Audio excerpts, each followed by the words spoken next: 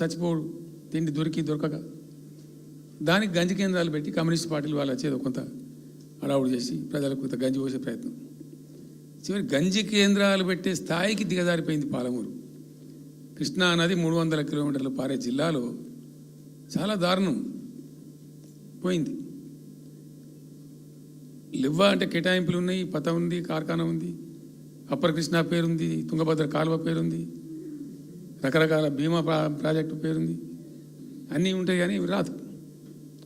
చూడడానికి మళ్ళీ ముఖ్యమంత్రి దత్తతలో ఉంటుంది కానీ రాదు, ఏమీ రాలే.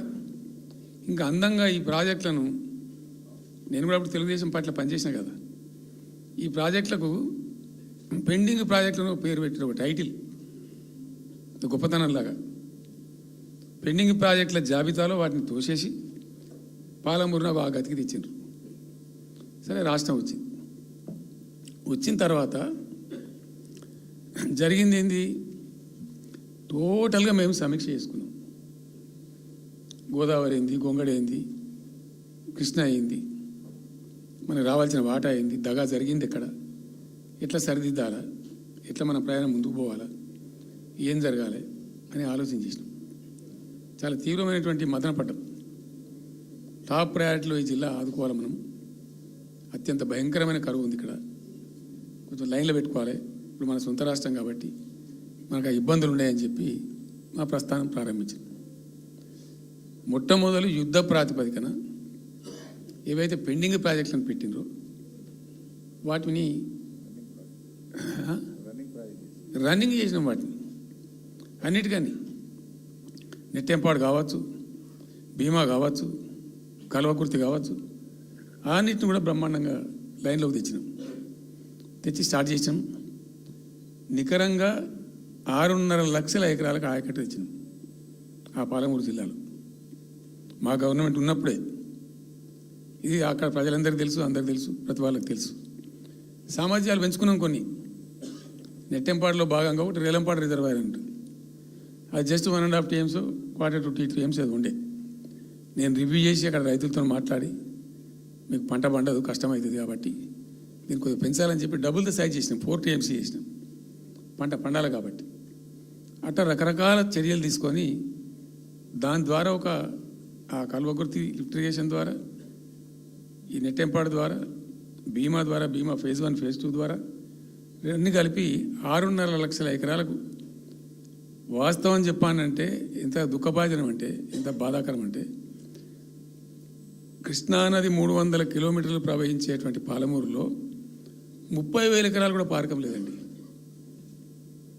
RDS అన్నీ కలిపి లేదు, అసలు రావు, నీళ్ళు రావు, కాలువ లేదు, పొలం లేదు, ఏం లేదు. అందుకే అది వలసల జిల్లా అని పేరు ఎందుకు వచ్చింది పాలమూరుకు? ఎందుకు వలస పోతారు ప్రజలు? ఎంత కంపల్సరీ ఉంటే పోతారు, ఎంత దుఃఖం ఉంటే పోతారు, ఎంత బాధ ఉంటే పోతారు. ఆ విధంగా ఒక 6.5 లక్షల ఎకరాలకు దానికి తెచ్చినాం. మిషన్ కాకతీయలో కొద్దిగా ప్రయారిటీ పెట్టి, భౌగోళికంగా బాగా విశాలంగా ఉండే జిల్లా కాబట్టి ఇప్పుడు కొత్త జిల్లాలు తీసుకున్నాం, కానీ ఆ రోజు అది పెద్ద జిల్లా.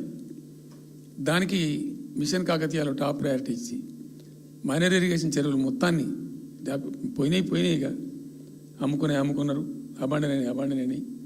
మిగిలిన వాటిని కొన్ని సామర్థ్యాలు పెంచి ఒక పద్ధతికి తెచ్చినాం.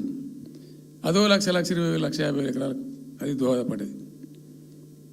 చెక్ డ్యాములు కూడా కట్టుకున్నాం, చాలా వాగుల మీద 100 కొద్ది చెక్ డ్యాములు కట్టినాం. ఇవన్నీ కూడా మీ కళ్ళ ముందే జరిగినాయి, మీ అందరికీ కూడా తెలుసు. ఈ RDS కెనాల్కి మోసం జరిగింది కాబట్టి మధ్యలో తుంగభద్ర మీద పెట్టి తుమ్మిల లిఫ్ట్ కూడా తెప్పించి తుమ్మిల లిఫ్ట్ కూడా పూర్తి చేసినాం. ఏది RDS ద్వారా కోల్పోయిన ఆయకట్టును రిస్టోర్ చేయడానికి తుమ్మిల లిఫ్ట్ కూడా స్టార్ట్ చేసినాం, నీళ్ళు పోపించినాం, బ్రహ్మాండంగా ఆయకట్టు అంతా పార్పించినాం. ఇట్లా అనేక రకాల చర్యలు అవి తీసుకొని ఒక 6.5 లక్షల ఎకరాలకేమో నెట్ ఆయకట్టు వచ్చింది.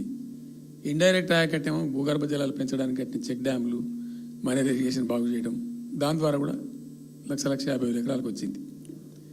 ఆ తదనంతరం మరి మనం ఎట్లా ముందుకోవాలా, ఏం చేద్దామని చెప్పి ఈ రంగారెడ్డి జిల్లా కూడా వాళ్ళు పాపం కృష్ణా బేసినే, ప్రతి డ్రాప్ రంగారెడ్డిలో పడే ప్రతి వర్షం చుక్క కృష్ణానదికి పోతుంది, ఇంకెక్కడికి పోదు. నల్లగొండ జిల్లాలో కురిసే ప్రతి వర్షం చుక్క కూడా కృష్ణానదికి పోతుంది. 100% ఈ 3 జిల్లాలు కూడా నల్లగొండ, రంగారెడ్డి, పాలమూరు ఇవి 100% కృష్ణ బేసిన్లో ఉన్నాయి.